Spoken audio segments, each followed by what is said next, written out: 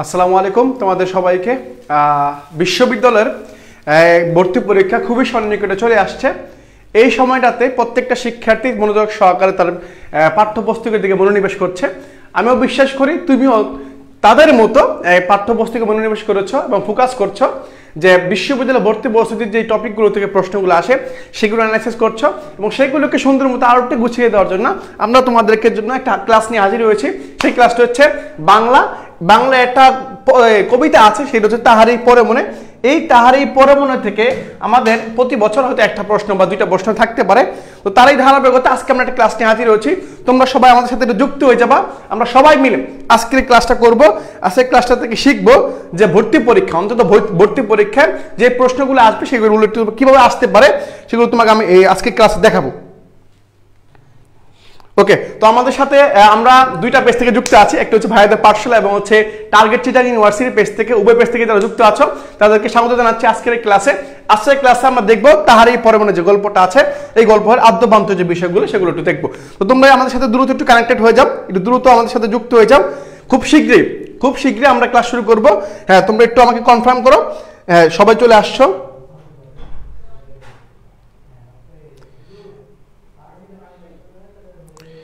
ওকে, তাহলে আমি ক্লাসে ঢুকছি ভাইয়া, আমি ক্লাসে যাচ্ছি। আমি ক্লাস থেকে আমি দেখি তোমরা কে কে আমার সাথে যুক্ত আছো।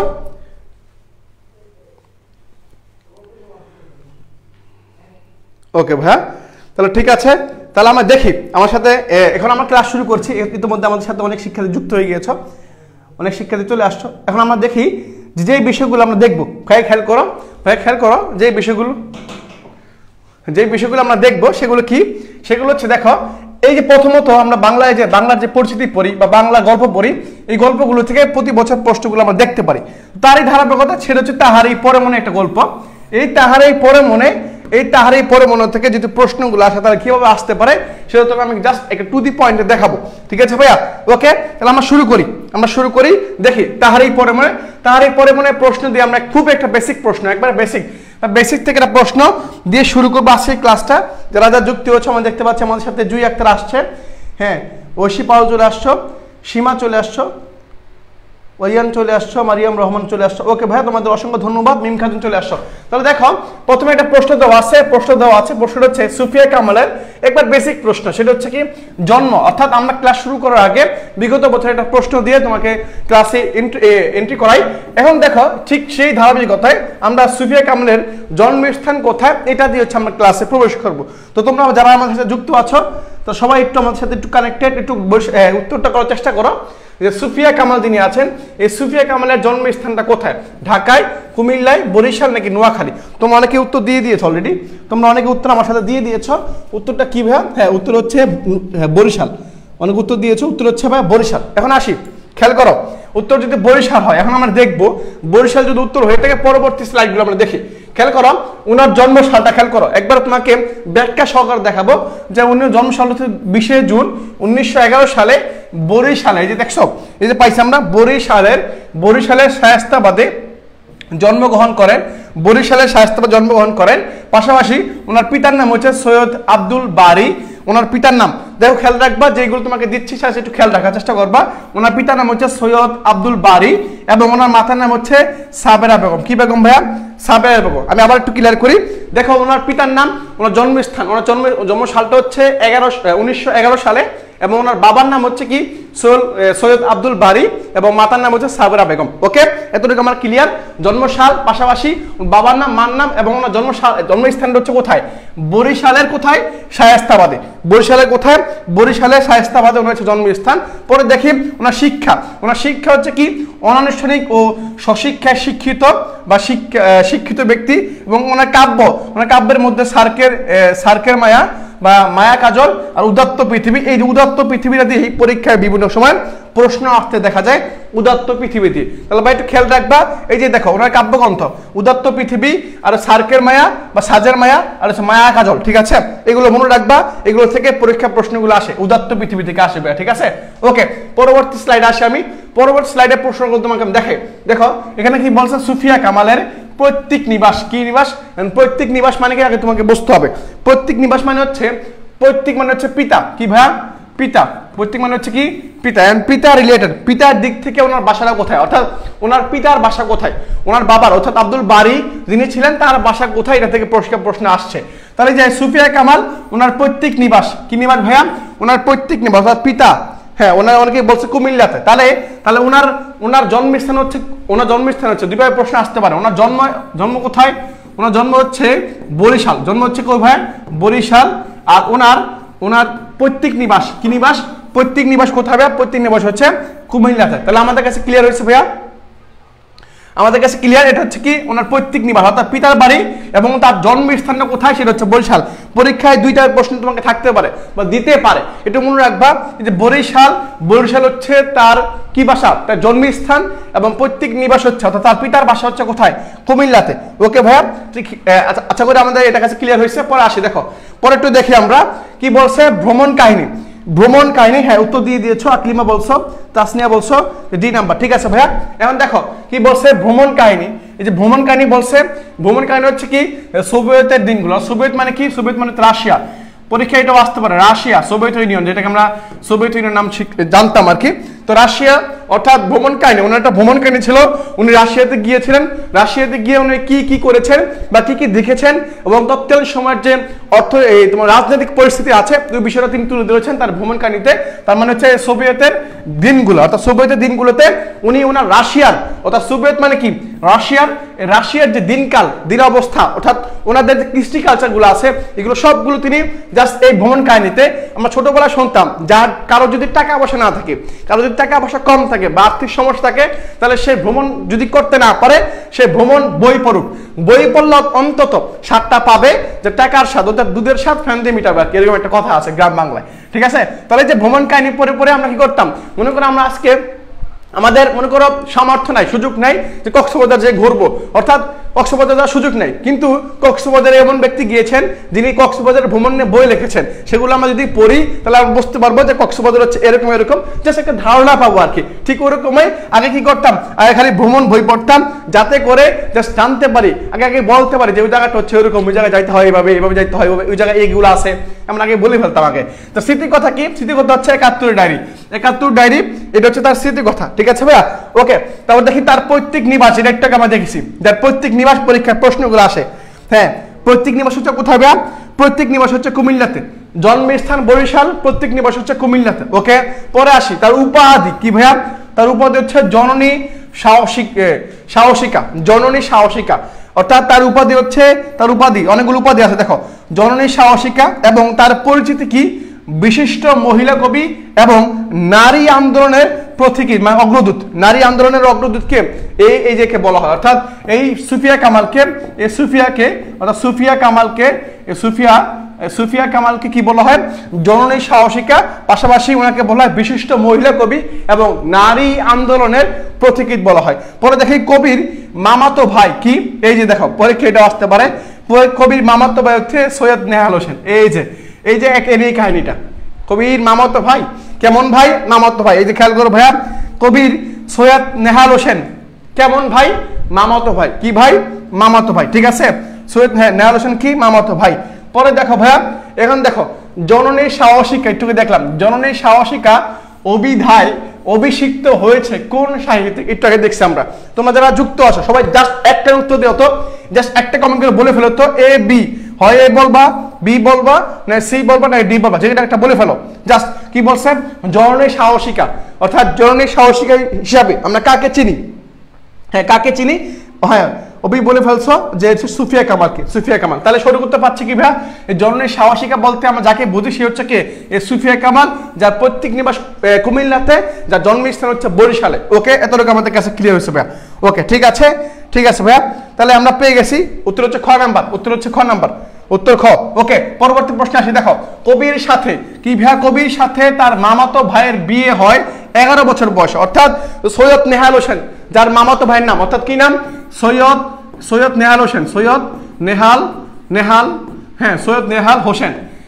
নেহাল হোসেন, উনি হচ্ছেন মামাতো ভাই, কার মামাতো ভাই, সুফিয়া কামালের মামাতো ভাই। ওই মামাতো ভাইয়ের সাথে তার সাথে বিয়ে হয় কত বছর বয়সে, মাত্র 11 বছর বয়সে।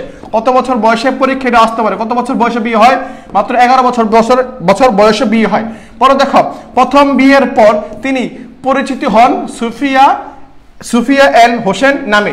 অর্থাৎ ওনার প্রথম বিয়ের পরে অর্থাৎ তার স্বামীর নামের সাথে মিল রেখে ওনার নাম হয়ে যায় সুফিয়া এন হোসেন নামে, সুফিয়া এন হোসেন নামে। তাহলে এগুলো খেয়াল রাখবা যে ওনার বিয়ে কত সালে হয়েছে, বিয়ে হয়েছে কত সালে 11, অর্থাৎ খেয়াল করো যদি বলা হয় তার বিয়ে যদি 11 বছর বয়স হয়ে থাকে তাহলে সালটা কত, পরীক্ষায় আসতে পারে যে ওনার বিয়ে হয়েছে, প্রথম বিয়ে হয়েছে কত সালে। ওনার জন্ম সালটা হচ্ছে 1911 সালে।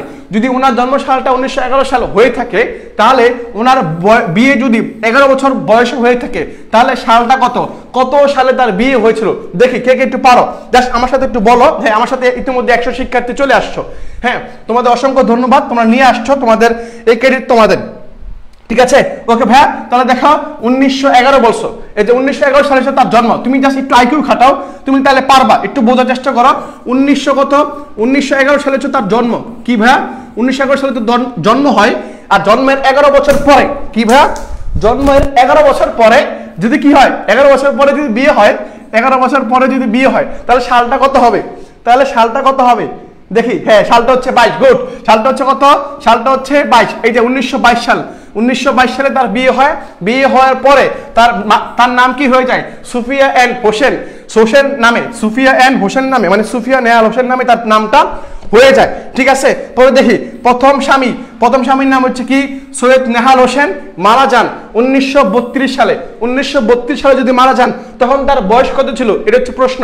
তোমার একটু বলবা তো, 1932 সালে যদি তার প্রথম স্বামী মারা যান, 1932 সালে যদি তার প্রথম স্বামী মারা যান, অর্থাৎ সৈয়দ নেহাল হোসেন যদি মারা যান তখন তার বয়স কত ছিল, প্রশ্ন হচ্ছে এটা, তখন তার বয়স কত ছিল। ওনার জন্ম হচ্ছে 1911, জন্ম যদি 1911 সালে হয় আর স্বামী যদি মারা যায় 1932 সালে, তখন তার বয়স কত ছিল দেখি, কে কে পারো দেখি, একটু উত্তর দাও দেখি। তখন তার বয়স কত ছিল, 21 বছর বয়স। হ্যাঁ, একদম বলছে 21 বছর বয়স। হ্যাঁ, গুড, 21 বছর বয়স। তাহলে আমরা কি পাচ্ছি, আমরা পাচ্ছি এই যে মনে রাখবা ওনার জন্মসালটা খুবই গুরুত্বপূর্ণ। এই জন্মসালটা পরীক্ষার প্রশ্নগুলো আসে। হ্যাঁ, অন্য কবি আসে কিনা জানি না, বাট ওনারটা বেশি দেয় পরীক্ষা। ঠিক আছে, এখন খেয়াল করো তো, 11 বছর বয়সে বিয়ে করছেন। 11 বছর বিয়ে করার পরে, অর্থাৎ উনি বিয়ে করছেন হচ্ছে 11 বছর বয়স। তার মানে কি, তার মানে হচ্ছে উনি 1922 সালে, কত, 1922 সালে, 1922 সালে বিয়ে করছেন। বিয়ে করার পরে 1932 সালে তার স্বামী মারা গেছেন। তার মানে তার কোন রোগে মারা গেছেন, কোন রোগে ভাইয়া, সেটা হচ্ছে যক্ষা রোগ। কোন রোগ, সেটা হচ্ছে যক্ষা রোগ, সেটা হচ্ছে কি, যক্ষা রোগে মারা গেছেন। এখন আসি, এখন পরীক্ষার প্রশ্নে আসতে পারে তার প্রথম বিয়ের বৈবাহিক কি ভাইয়া, বৈবাহিক জীবন, কি জীবন, বৈবাহিক জীবন কত বছর। অর্থাৎ খেয়াল করো, তুমি যদি একটু চিন্তা করো তাহলে যদি পরীক্ষা যদি ঘুরে ফেরা প্রশ্ন দেয়, তাহলে উনি বিয়ে করছেন 11 বছর বয়সে, স্বামী মারা গেছেন 32 সালে মারা গেছেন। তাহলে তার প্রথম দাম্পত্য জীবন কত বছর স্থায়ী ছিল বা কত বছর ছিল, এটা কি তোমার হচ্ছে, দেখো খেয়াল করো। আমি যদি বলি যে ওনার দাম্পত্য জীবন কত বছর ছিল, দেখি পেকে পারো। হ্যাঁ, 10 বছর, একদম বছর 10 বছর। অর্থাৎ বিয়ে করছে কত, বিয়ে করছে যদি 1922 সালে বিয়ে হয়েছে, আর 32 সালে মারা গেছে। যদি 32 সালে মারা যায় তাহলে আমরা পাচ্ছি, তাহলে 32 সাল মারা, 1932 সাল মারা গেছে, তাহলে বিয়ে করলে হচ্ছে 10 বছর। তাহলে তার প্রথম বৈবাহিক জীবন অর্থাৎ দাম্পত্য জীবন ছিল কত বছর, সেটা হচ্ছে কি, সেটা হচ্ছে আমরা পাচ্ছি সেটা হচ্ছে 10 বছর। তাহলে পরীক্ষা যেভাবে প্রশ্নগুলো যেভাবে আসুক, আশা করি তোমরা সবাই পারবা। ঘুরাই ফেরা যতভাবেই ঘুরাক না কেন, আশা করি যারা লাইভে যুক্ত আছে সবাই পারবা। ঠিক আছে, 10 বছর, তার দাম্পত্য জীবন হচ্ছে 10 বছর। এবং এটাও প্রশ্ন আসতে পারে যে তার কোন রোগে মারা গেছেন, অর্থাৎ তার স্বামী যে মারা গিয়েছেন কোন রোগে বা কি কারণে বা কি হয়েছিল, কি কারণটা কি, এটা পরীক্ষা আসতে পারে। তাহলে কোন রোগে মারা গেছেন ভাইয়া, কোন রোগে মারা গেছেন, সেটা হচ্ছে যক্ষা রোগে। কোন রোগে, সেটা হচ্ছে যক্ষা রোগে। ঠিক আছে, পরে দেখো কবির দ্বিতীয় বিয়ে হয়, এই যে আবার একটা দ্বিতীয় বিয়ে হয়েছে। দ্বিতীয় বিয়ে কার সাথে হয়েছে, এই কামাল উদ্দিনের সাথে, কামাল উদ্দিন আহমদের সাথে। তাহলে আমাদের কাছে ক্লিয়ার হয়েছে সুফিয়া কামাল দুইটা বিবাহ করেছেন আর কি। এখন খেয়াল করো, প্রথম বিয়ে করেছেন সৈয়দ নেহাল হোসেনকে। কারণ কি, প্রথম বিয়ে করছে 11 বছর বয়সে, স্বামী মারা গিয়েছেন, তোমার হচ্ছে 32 সালে মারা গিয়েছেন, অর্থাৎ 10 বছর বৈবাহিক জীবন ছিল। তারপর তিনি বিয়ে করছেন কাকে, কামাল উদ্দিনকে। কাকে বিয়ে করছেন ভাইয়া, কামাল উদ্দিনকে বিয়ে করছেন। আমাদের কাছে এটা ক্লিয়ার কিনা আমাকে একটু বলো তো। এই স্লাইডের প্রত্যেকটা তথ্য তোমাদের কাছে ক্লিয়ার কিনা, পারলে একটা স্ক্রিনশট নিয়ে নিতে পারো। এই স্লাইডটা খুবই গুরুত্বপূর্ণ। কোন রোগে মারা গেছেন, কাকে বিয়ে করছেন, প্রথম স্বামীর নাম কি ছিল, দ্বিতীয় স্বামীর নাম কি, মনে রাখবেন হচ্ছে দ্বিতীয়। উনি হচ্ছে দ্বিতীয়, হ্যাঁ দ্বিতীয় স্বামীর নাম হচ্ছে কামাল উদ্দিন। কি উদ্দিন? কামাল উদ্দিন। আর প্রথম স্বামীর নাম হচ্ছে নেহাল হোসেন, সৈয়দ নেহাল হোসেন। ওকে, পরে দেখি ভাইয়া এই যে লও, এই যে দেখো লও, চট্টগ্রাম ভাষায় এটাকে আরো সুন্দর করে বলে, চট্টগ্রাম ভাষা এত সুন্দর মতো বলে যে ল, আমাকে বলো তো লও। এই যে ল আমরা বলি কোলে লও, হ্যাঁ ধরে লও, এই যে ল ল বলি, এই ল মানে কি একটা সুন্দর মতো চট্টগ্রাম ভাষা এটা কি বলে বা তোমাদের ভাষা এটা কি বলো? লকে আমরা কি বলি? ল মানে রক্ত, ল মানে নাও নাকি লাহু নাকি হচ্ছে লাল, হ্যাঁ ল মানে কি? What is B? এটা হচ্ছে নাও, অর্থাৎ ল বরণ করে লও। বরণ করে ল মানে কি? বরণ, বললো কি বরণ করে, বরণ করে লও, হ্যাঁ লহ, লহ বললো বা লও এরকম। হ্যাঁ এই যে বরণ করে ল মানে হচ্ছে বরণ করে নাও, বরণ করে নাও, হ্যাঁ বরণ করে নাও বা নিয়ে নাও, বা নিয়ে নাও বা ত্যাগ করো, হ্যাঁ গ্রহণ করো আর কি এরকম কিছু। ঠিক আছে, ওকে তাহলে আমাদের কাছে ক্লিয়ার হয়েছে ভাইয়া, এটা হচ্ছে কি নাও, বি নাম্বার সঠিক উত্তর, বি নাম্বার সঠিক উত্তর। ওকে ভাইয়া পরবর্তী প্রশ্ন আসি, দেখো পুষ্পারতি কি রতি ভাইয়া? এই যে পুষ্পারতি বলছে না, পুষ্পারতি বলছে, এন্ড হোয়াট ইজ পুষ্পারতি? এন্ড আমাকে একটু বলবো, আগে তুমি এটা বলো, আগে তুমি আমাকে এটা বলবা পুষ্পারতি মানে কি? পুষ্পা, হ্যাঁ পুষ্পারতি, পুষ্পারতি মানে কি এটা আমাকে একটু বলো, আমাকে একটু বলবা যে পুষ্পারতি মানে কি? হ্যাঁ হ্যাঁ চট্টগ্রাম ভাষায় বলে বরণ গরিল, গরিল নাকি? হ্যাঁ চট্টগ্রাম ভাষায় বলে বরণ গরিল, বরণ গরিল এরকম। চট্টগ্রাম ভাষায় বলা হয়েছে বরণ গরিল, হ্যাঁ বরণ গরিল, হ্যাঁ এরকম ভাষা বলে আর অসুন্দর ভাষা বলে। তাহলে এই আমাকে বলো পুষ্পরতি মানে কি? পুষ্পরতি মানে হচ্ছে কি? পুষ্প মানে হচ্ছে ফুল, ফুল, হ্যাঁ পুষ্প মানে হচ্ছে ফুল, হ্যাঁ ওকে ঠিক আছে। তাহলে আমরা পাশে, ওকে ঠিক আছে, তাহলে আমরা কি পুষ্পরতি পাইলাম। এখন আমাকে বলো এই পুষ্প শব্দটা মূল শব্দ কি ছিল? পুষ্প, পুষ্প মানে হচ্ছে ফুল, পুষ্প মানে কি? পুষ্প মানে ফুল, আর আরতি মানে কি? আরতি, পুষ্পারতি মানে হ্যাঁ ফুলের বন্দনা বা ফুলের মালা, হ্যাঁ ফুলের বন্দনা, হ্যাঁ বলছে ক্লিয়ার, এই তো বুঝতে পারছো। তাহলে আমরা পাচ্ছি কি? তাহলে আমাকে এটা যদি আমি সন্ধি বিচ্ছেদ করি, কি করি আলাদা করি, তাহলে আমি কি পাবো? আগে তুমি যখন সন্ধি বিচ্ছেদ করবা তখন আগে মূল শব্দ খুঁজবা। এটা কি? এটা হচ্ছে পুষ্পারতি বলছে, মানে কি পুষ্প, পুষ্প মানে ফুল, আরতি মানে বন্দনা বাছি দেওয়া মালা এরকম কিছু করা আর কি। তাহলে আমরা যেটা পাচ্ছি পুষ্পারতি মানে হচ্ছে পুষ্প যোগ আরতি, পুষ্প যোগ আরতি। আমরা জানি যে, আমরা জানি যদি আ থাকে তাহলে কি আমরা জানি যদি শব্দের মাঝখানে আ থাকে, আ মানে হচ্ছে কি অ প্লাস স্বরে আ, এ যোগ করলে এই দুটাকে একসাথে করলে আমরা আ পাই।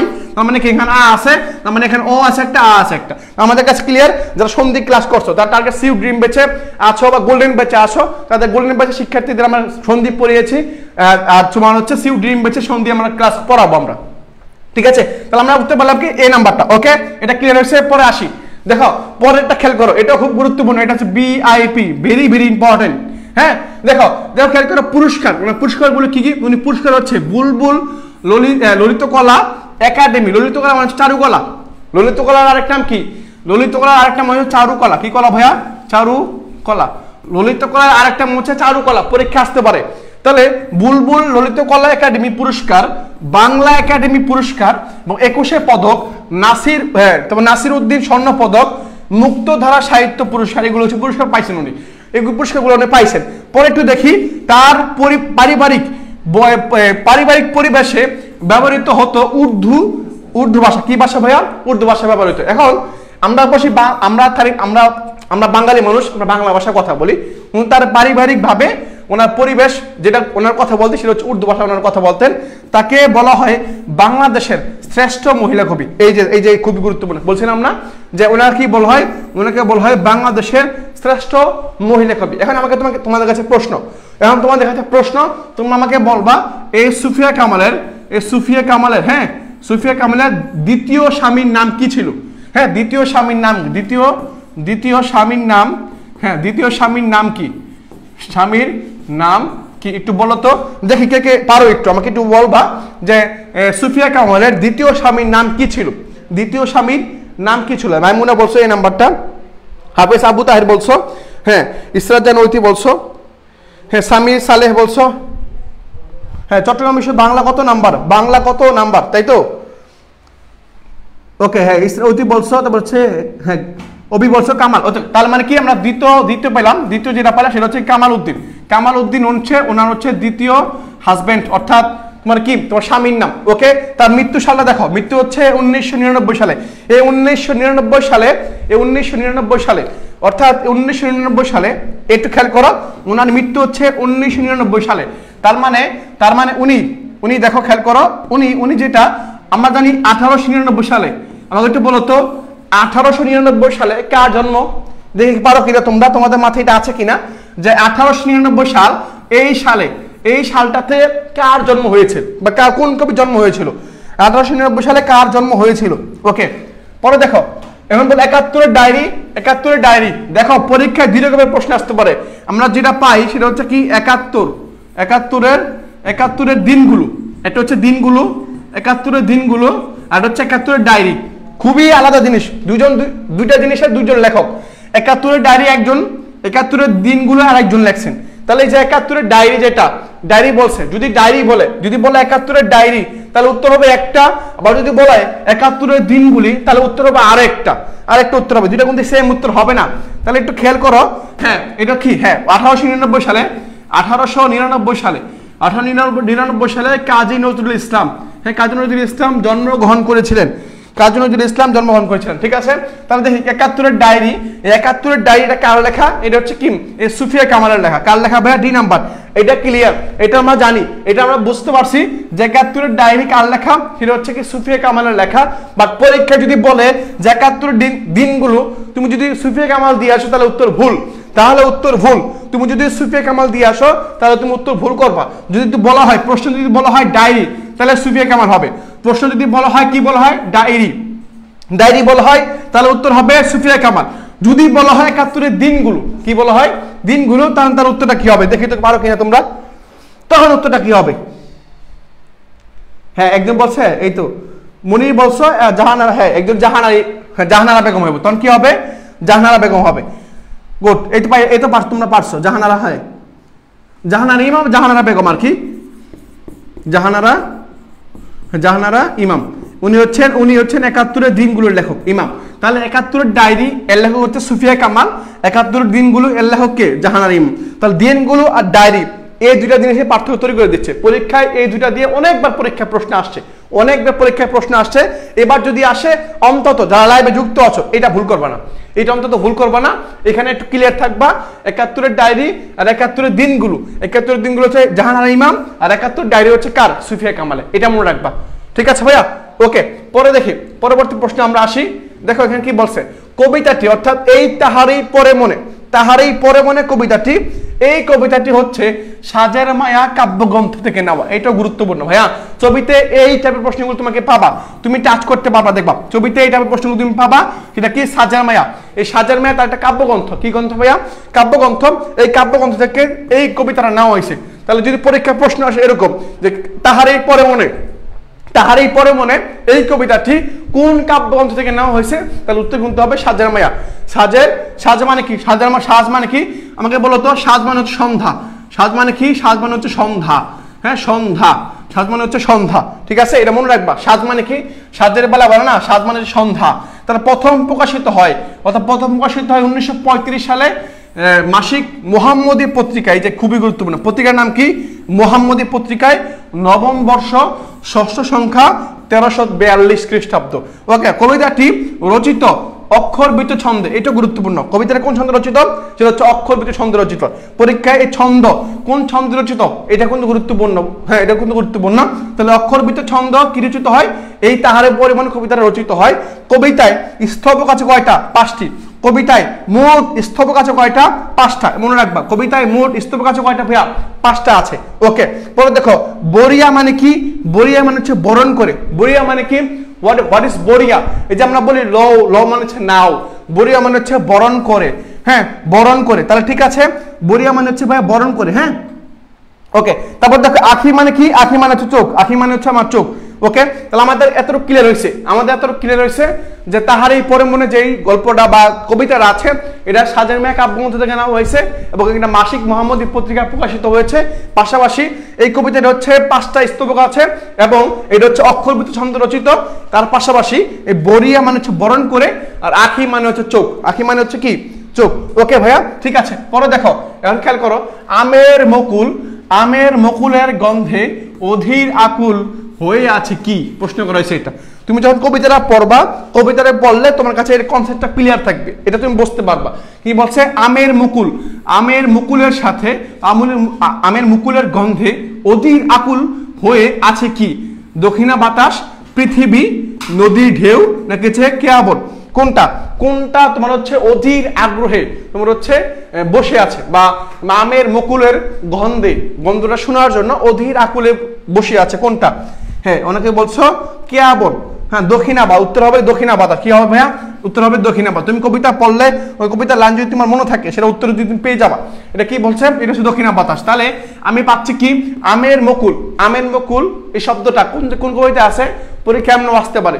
আমের মুকুল শব্দটা আছে তাহারই পরে মনে, তাহারই পরে মনে কবিতায় আছে। এবং এই গন্ধটা, এই আমের মুকুল গন্ধটা নেওয়ার জন্য অধীর আগ্রহে বসে আছে কে? এই দক্ষিণা বাতাস, দক্ষিণা বাতাস। ওকে, এটা আমাদের কাছে ক্লিয়ার হয়ে গেছে। পরে একটু আসি, তাহারই পরে মনে কবিতায় কয়টি ঋতুর নাম আছে? এটা খুবই গুরুত্বপূর্ণ ভাইয়া, এটা খুবই গুরুত্বপূর্ণ যে তাহারই পরে মনে কবিতায় কয়টা ঋতুর নাম আছে, কয়টা ঋতুর নাম আছে? হ্যাঁ, একজন বলছো দক্ষিণ, ঠিক আছে, দক্ষিণা বাতাস। হ্যাঁ, নাদিয়া বলছো দক্ষিণা বাতাস, ঠিক আছে ভাইয়া। জাহিদুল বলছো সি নাম্বারটা। মনির বলছো দুইটি, অর্থাৎ দুইটি বলছো। আচ্ছা বলো তো, এই তাহারই পরে মনে যেটা আছে, তাহারই পরে মনে কবিতায় কয়টি ঋতুর নাম উল্লেখ আছে? কয়টি ঋতুর নাম উল্লেখ আছে? একটি ঋতু। হ্যাঁ, সঠিক উত্তর হচ্ছে, সঠিক উত্তর কয়টা? একটা। অনেকে বলছো দুইটা। কোন দুইটা? তোমার নাম বলতে পারবা? দুইটাতে বলতেছো তুমি, কোন দুইটা বলো তো দেখি। তোমার যে বলতেছো দুইটা, কয়টা? দুইটা বলছো, কোন দুইটা নাম বলতে পারবা? উত্তর কোনটা সেটা আমি তোমাকে বলে দিচ্ছি। হ্যাঁ, বসন্ত ও শীত, বসন্ত ও শীত। একজন বলছে হ্যাঁ,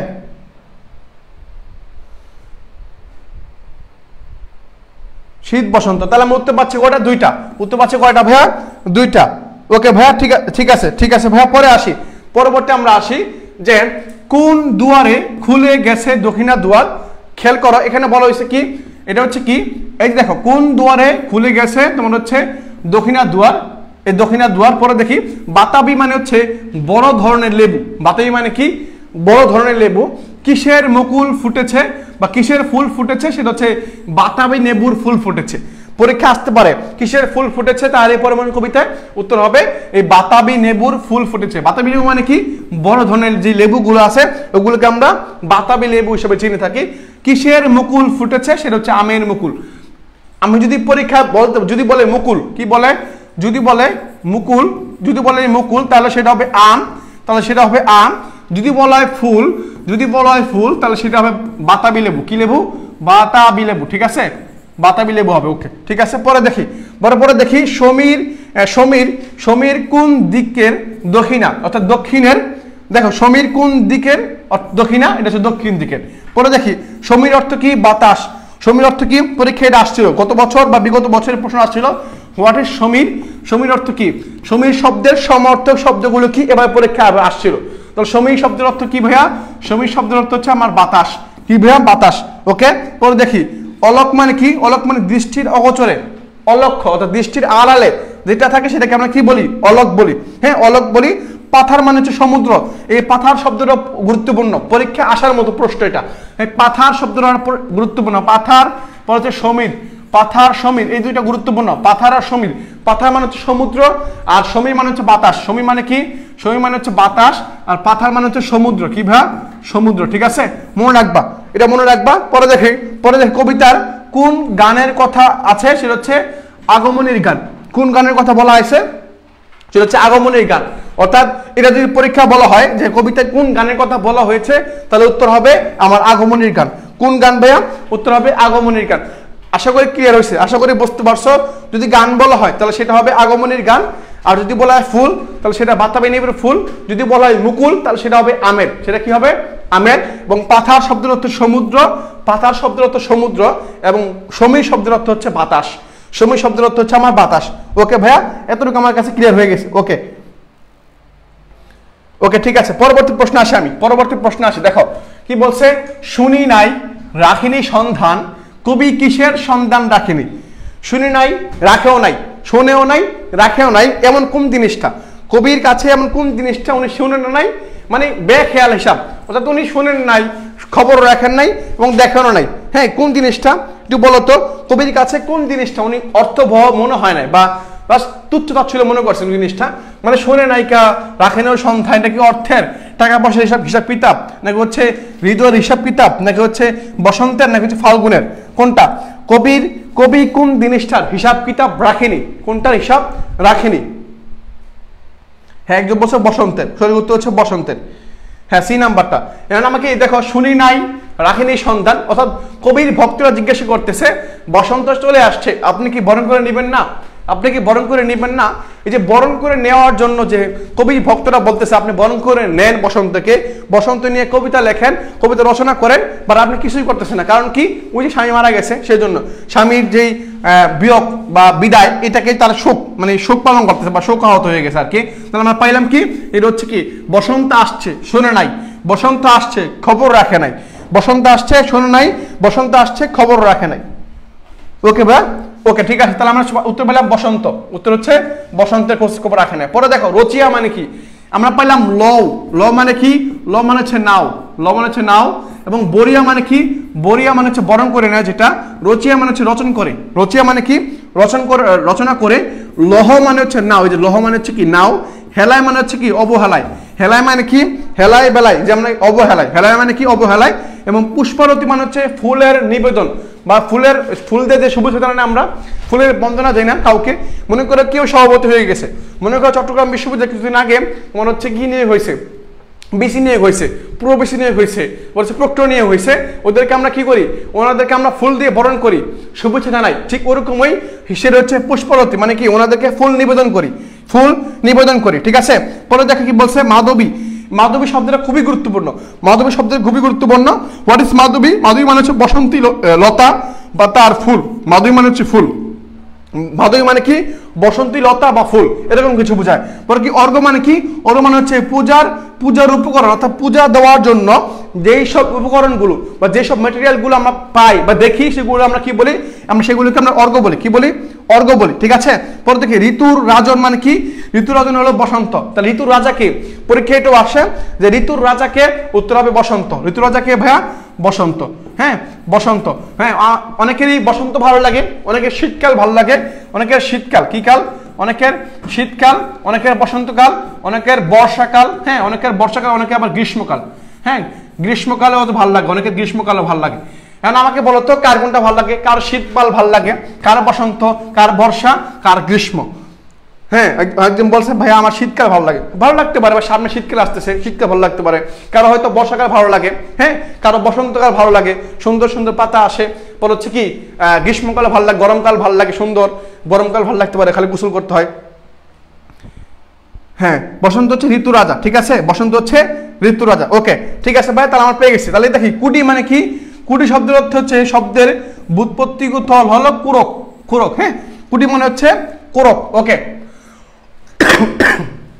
পরে দেখো, ফুলের বন্দনা বা নিবেদন বুঝাতে তাহারই পরে মনে কবিতায় কোন শব্দটি ব্যবহৃত হয়েছে?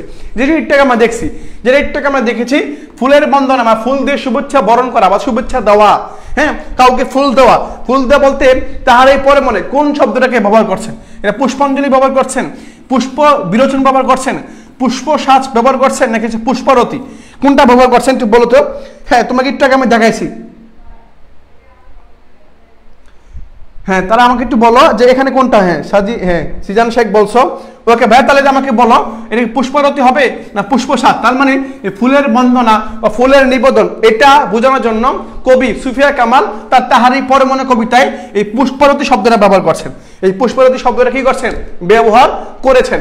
পরে আসি, পরবর্তী প্রশ্ন দেখি। এসেছে তা ফাগুনে সরিয়া, কোন কবিতায় উক্তিটা, অর্থাৎ কোন কবিতার উক্তি এটা? এই যে জাস্ট এত বলে বলছে, সেজন্য আমি তোমাদের বলি এই টাইপের প্রশ্ন চট্টগ্রাম বিশ্ববিদ্যালয় বেশি দিবে। কোন টাইপের? যে একটা লাইন দিবে, লাইন দিয়ে তোমাকে বলবে যে এই লাইনটা কোন কবিতার, এই গল্পটা কোন গল্পের, হ্যাঁ কবিতার, এরকম তোমাকে প্রশ্ন দিবে। এরকম তুমি প্রশ্ন বিগত বছর আসছে, তুমি অ্যানালাইসিস করে তুমি পাবা, তুমি দেখতে পারবা, ঠিক আছে। তাহলে এসেছে তা ফাগুন সরিয়া, এটা কোন কবিতার রচনা? একবার বেসিক, একবার সহজ। এটা কি? এই তাহারি পরে মনে কবিতা, তাহারি পরে মনে কবিতার এটা হচ্ছে এসেছে তা ফাগুন সরিয়া। আমাকে বলতে পারবা আমাকে কেউ কেউ বলতে পারবা? আমি দেখবো আসলে কার কতটুকু মুখস্থ শক্তি বেশি, কার কতটুকু মুখস্থ শক্তি আছে, যে এসেছে তা ফাগুন সরিয়া এর পরবর্তী লাইনটা কি হবে, এর পরবর্তী লাইনটা কি হতে পারে? হ্যাঁ, এই পরবর্তী লাইনটা কি বলতে পারবা? দেখি, তুই বলো দেখি। এসেছে তা ফাগুন সরিয়া এর পরের লাইনটা কি? এর পরের লাইনটা কি? হ্যাঁ, একদম বলছে তাহার এই পরমনে, ঠিক আছে, বাট এর পরের লাইনটা শুনতে যাচ্ছে আমি, আমাকে একটু বলো। এসেছে তা ফাগুন সরিয়া, এটা হচ্ছে তাহার এই পরমনের কবিতা, ঠিক আছে, আমি মেনে নিলাম, বাট এই এসেছে তা ফাগুন সরিয়ার এর পরের লাইনটা কি? হ্যাঁ, এর পরের লাইনটা কি? ওকে, হ্যাঁ, সবাই বলতো তাহার এই পরে, ঠিক আছে, তাহার এই পরে মানে সঠিক উত্তর। ওকে, তাহার এই পরে মনে। ওকে, পরবর্তী আমরা প্রশ্নে আসি তাহলে। দেখো, কুহিলি মানে হচ্ছে কুয়াশা, কুহিলি মানে কি? কুয়াশা। হ্যাঁ, অলখের পাথার, হ্যাঁ, অলখের পাথার বাহি, এই যে পরের লাইন হচ্ছে এরকম, ঠিক আছে। তাহলে দেখি আমি, কুহিলি মানে কি, এটা পরীক্ষা আসে। কুহিলি শব্দের অর্থ কি? এটা হচ্ছে কুয়াশা। কুহিলি শব্দের অর্থ হচ্ছে কি ভাইয়া? কুহিলি শব্দ হচ্ছে কুয়াশা। কুহিলি মানে হচ্ছে আমার কুয়াশা। ওকে, কুয়াশা আমার, কুহিলি শব্দের অর্থ হচ্ছে আমার কি? কুয়াশা। ওকে, উত্তরী শব্দের চাদর। এই দুটো উত্তর, এই যে দুটো প্রশ্ন বা এই দুটো শব্দ খুবই গুরুত্বপূর্ণ, একটু নোট করে রাখবা কষ্ট করে। কুহিলি মানে হচ্ছে কুয়াশা, উত্তরী মানে হচ্ছে চাদর। উত্তরী মানে কি? উত্তরী মানে হচ্ছে চাদর। মাঘের সন্ন্যাসী, হোয়াট ইজ মাঘের সন্ন্যাসী? কিভাবে গেছে? রিক্ত হস্তে। মাঘের সন্ন্যাসী কিভাবে গেছে? রিক্ত হস্তে বা শূন্য হাতে চলে গেছে, ঠিক আছে। মাঘের সন্ন্যাসী কোথায় গিয়েছে? সেটা হচ্ছে কোথায় গিয়েছে? পুষ্প শূন্য দিগন্তে। কোথায় গিয়েছে? পুষ্প শূন্য দিগন্তে। মাঘের সন্ন্যাসী বলতে বোঝানো হয়েছে কি? শীত ঋতুকে, অর্থাৎ শীতকালকে বোঝানো হয়েছে, অর্থাৎ শীতকাল চলে গেছে, শূন্য হাতে চলে গেছে, মানে রিক্ত হাতে চলে গেছে এবং দিগন্তে চলে গেছে। পরীক্ষার প্রশ্নগুলো আসতে পারে এরকম যে মাঘের সন্ন্যাসী কিভাবে গিয়েছেন? উত্তর হবে রিক্ত হস্তে। কোথায় গিয়েছেন? উত্তর হবে পুষ্প শূন্য দিগন্তে।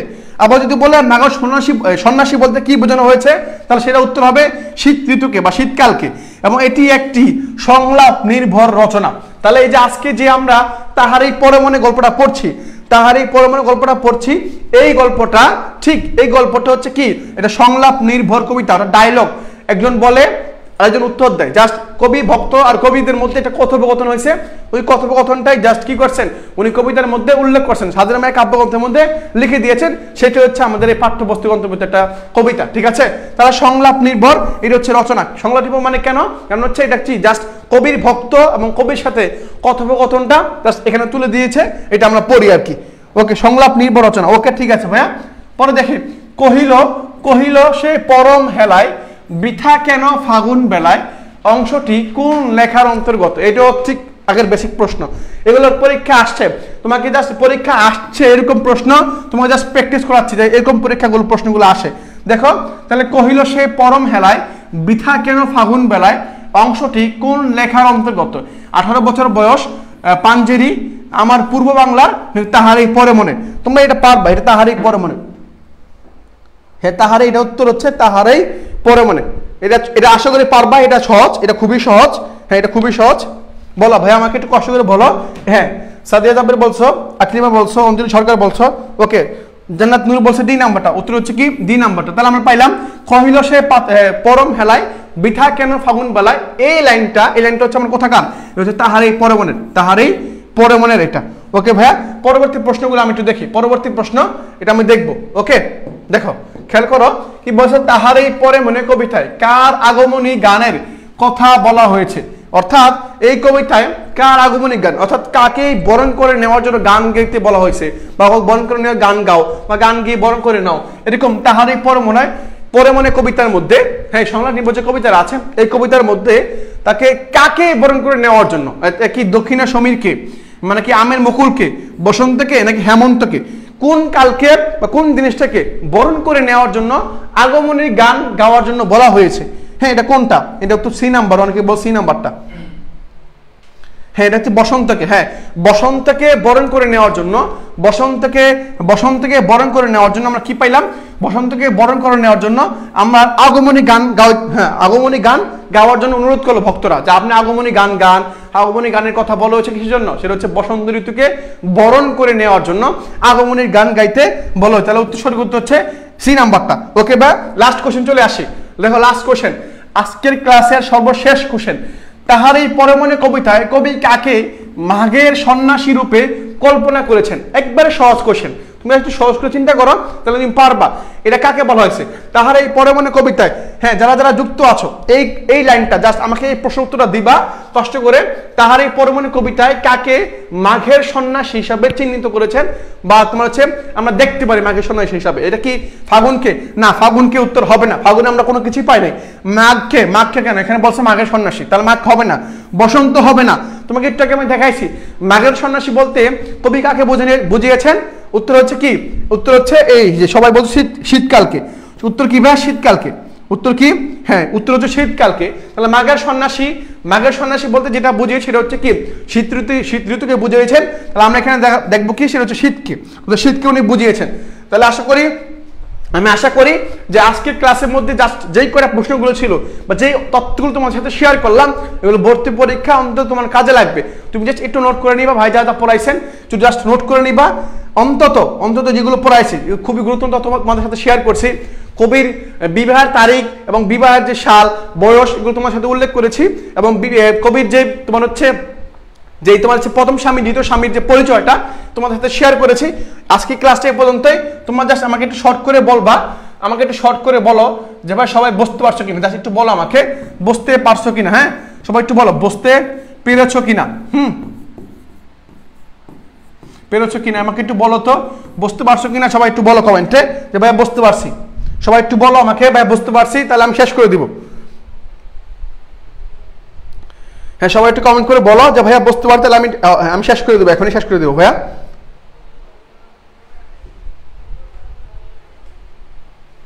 হ্যাঁ, অনেকে আলহামদুলিল্লাহ বলছো বুঝতে পারছি। হ্যাঁ, তাসনিয়া বলছো বুঝতে পারছি, আইনিন বলছো বুঝতে পারছি, নাইম উদ্দিন ফাহিম বলছো বুঝতে পারছি। ঠিক আছে, তাহলে সবাই বুঝতে পারছো, আমি আশাবাদী সবাই বুঝতে পারছো। ওকে, ঠিক আছে। তাহলে আজকের ক্লাসে আমরা তাহারে পরে মনে শিখলাম। পরবর্তী ক্লাসে আমরা পরবর্তী গল্পগুলো শিখবো, বাংলা ব্যাকরণ শিখবো। তারপর হচ্ছে আরো অন্যান্য যে বিষয়গুলো আছে এগুলো আমরা আয়ত্ত করবো ভর্তি পরীক্ষার আগ পর্যন্ত। আমাদের সাথে থাকো ইনশাল্লাহ। জয়ের মাল্লা আমরা সবাই একসাথে নিব। একসাথে নিয়ে আমরা জাস্ট স্বপ্নকে কিভাবে পূরণ করতে হয় সেই এক্সপিরিয়েন্সটা পরবর্তী প্রজন্মের কাছে আমরা শেয়ার করবো। তো আজকের ক্লাসটা এ পর্যন্তই। তোমাদের সাথে দেখা হবে পরবর্তী কোনো এক ক্লাসে। সেই পর্যন্ত সব ভালো থাকবে, সুস্থ থাকবে। আল্লাহ হাফেজ।